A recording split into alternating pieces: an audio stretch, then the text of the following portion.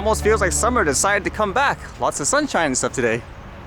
And what's going on today? I guess it was kind of interesting. A lot of people often say when they're, annoyed with a drone, they say, I'm going to shoot it down. So what happens to people who actually do it? Is there any punishment? This one here says, a Florida man who shot down a law enforcement drone faces 10 years in prison. Wendell Doyle Goney, 52 of Mount Dora, pleaded guilty Thursday in Ocala Federal Court to possessing a firearm as a convicted felon. According to court records, his sentencing is scheduled for January 18th. Lake County Sheriff's deputies responded to a burglary at a 10-acre industrial property in July 2021 in Mount Dora, northwest of Orlando, according to a plea agreement. As deputies used a $29,000 drone in the outdoor search, gunfire from a neighboring residential property caused it to crash into a metal roof and catch fire, prosecutors said. Deputies went to the property and found Goney, who had said he shot down the drone with a .22 caliber rifle because it has been, quote, harassing him, investigators said. That's what a lot of people say, when they say there's a drone around the area, it's harassing them or something like that, specifically targeting them. Whereas in this case here, it sounds like what a lot of people say, what are you so worried about in many cases? They're not even pointing at you, for example. They're filming something else. It's usually if there's something else that's wrong. It says a record check showed that Goney had 29 Florida felony convictions, including aggravated assault on a law enforcement officer, resisting arrest with violence, illegal drug possession, burglary, and possession of a firearm by a convicted felon. So what do you think a person should get during these circumstances? It makes me wonder too, is the only reason he's being prosecuted is because it was a, quote, law enforcement drone? If it was a regular person, would people care in general? And I thought this was kind of interesting, as I often said, when it comes to flying, let's just say a modern day consumer drone, it is like playing a video game in many ways. So this was kind of interesting, where apparently there was a journalist who went undercover, enrolled in some kind of drone course, which was meant to transfer people's skills for the combat use and things like the war. This one says, reach your target and cease to exist, what I learned in Wagner's combat drone course. A correspondent from RFERL's North Realities, who did not disclose he was a journalist, signed up for the course. There he learned how the training works and why the company does not recommend signing contracts to serve with the Russian military. His name is being withheld for security reasons. It says, I applied for Wagner's drone course, which anyone can do, and was accepted without further questions. The course is held at the former Wagner Center, which was recently rebranded as the Morsaye Stolista, or Sea Capital. The building seems empty. Of course, people make money out of it too, but it's kind of interesting because it says the courses have two options. 1 week with 5 lessons for 35,000 rubles, or $350, or 2 weeks of 10 lessons for 70,000 rubles, which is $700.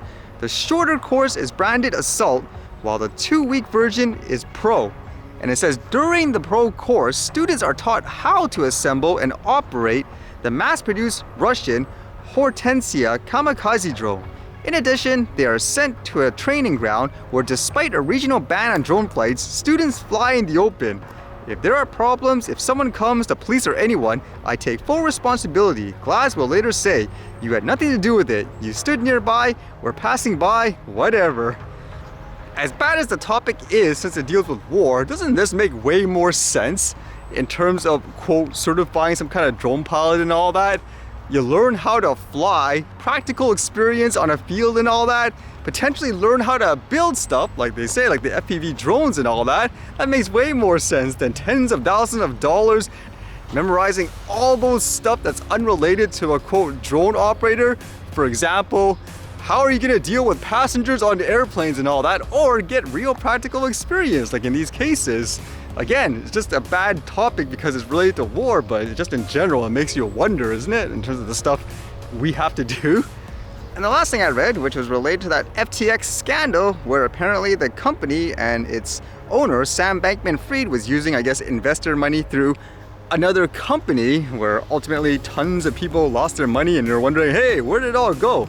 So this is kind of interesting in terms of the testimony, because you would imagine one side would deny, doing any wrong and so forth, but this one here says, FTX co-founder says Sam Bankman-Fried firm was taking customers' money for years.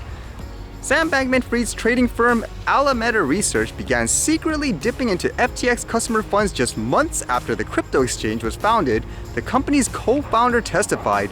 Gary Wang, a former college roommate of Bankman-Fried's who became one of his closest friends and colleagues, told the jury in Manhattan federal court on Friday that he had been instructed in 2019 to let Alameda have a negative balance on FTX, along with a large line of credit from the crypto exchange that meant Alameda was soon in effect taking customers' money, Wang said. Saying here, the money belonged to the customers and the customers did not give us permission to use it for other things, he said. The deposits used to fund Alameda's negative balance, allowing the trading firm to in effect withdraw unlimited amounts from FTX. And in terms of, the strategy in doing that, it says he also testified on Friday that Bankman-Fried had told him to allocate several $100 million worth of losses made by a prominent FTX customer to Alameda's account because the trading firm's finances were less public. Wang said his co-founder told him that investors have access to FTX's balance sheet, but not to Alameda's balance sheet. So it's one of those things where, would you believe that's the case, that he's been doing it since day one? I wouldn't doubt it in general if that's the case. Just reminds you again, how do people get away with stuff like this? Fake gurus and all that?